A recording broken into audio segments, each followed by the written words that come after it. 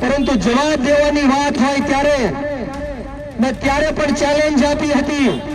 અને આજે પણ હું ચેલેન્જ આપું છું કે જો કુંવરજીભાઈ બાવળિયા સાહેબ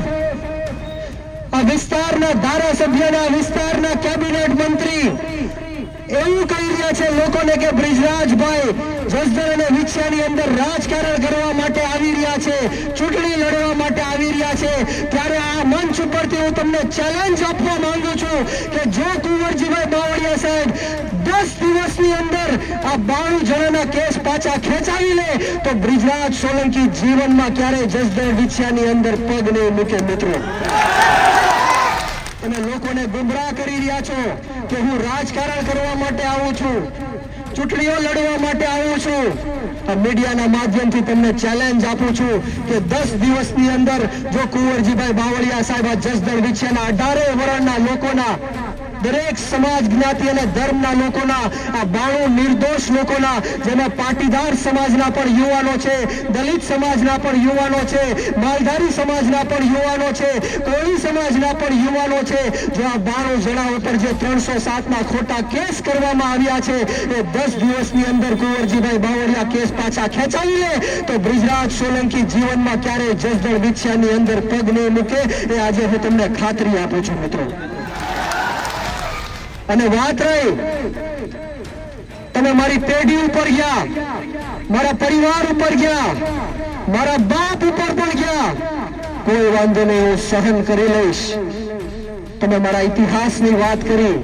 અમારા ભૂતકાળની વાત કરી, ત્યારે બાવળિયા સાહેબને કહેવા માંગીશ કે તમારો સમય, તમારી તારીખ અને તમારી જગ્યા મને કહેજો, હું તમારી સાથે ડિબેટ કરવા માટે આવીશ। તમે લોકોને અમારો ઇતિહાસ ને અમારો ભૂતકાળ કહેજો, હું તમારો ઇતિહાસ લોકો વચ્ચે મૂકીશ અને લોકો નક્કી કરશે કોણ સાચું અને ખોટું મિત્રો। અને કુંવરજીભાઈ બાવળિયા સાહેબને કહેવા માંગુ છું કે તમે મારા વડીલ હતા, વડીલ છો અને વડીલ જ રહેશો। તમે ભલે મને ગાળો આપી,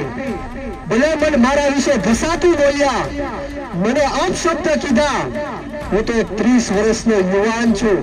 તમે જેટલા વર્ષ ધારાસભ્ય રહ્યા એટલા વર્ષનો હું એક યુવાન છું, તમારા દીકરા કરતા પણ નાની ઉંમરનો યુવાન છું। તમે ભલે મને ગાળ આપી, તમારે હજી મને ગાળ આપી હોય તો ગાળ આપીજો, મારા વિશે ઘસાતું બોલવું હોય તો ઘસાતું બોલો, મારા વિશે અપશબ્દ બોલવો હોય એ બોલો, પરંતુ બ્રિજરાજ સોલંકી બે હાથ જોડીને તમને વિનંતી કરે છે કે આ જસદણ વિછિયાના 92 જણા ઉપર ખોટા કેસો થયા છે એ કેસો પાછા ખેંચી લો સાહેબ। અને એનો જોશ તમે બ્રિજરાજ સોલંકીને નહીં આપતા, એનો જોશ તમે પોતે લઈ લેજો, એનો જશ મારે નથી જોતો।